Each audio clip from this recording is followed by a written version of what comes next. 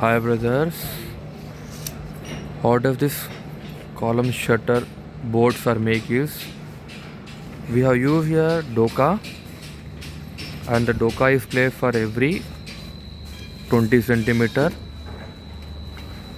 and this is the support, Wire support is kept from one wire to another wire is 80 centi and 1 meter and 1 meter 10 centi.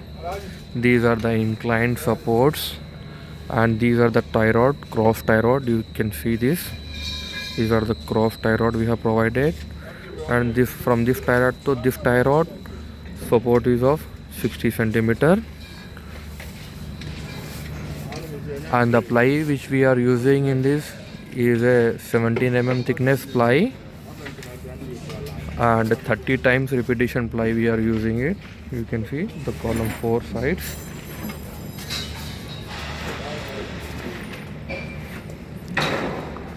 It can withstand of 40 centi shear wall or the column. I will show you how the heavy material is it. Thank you.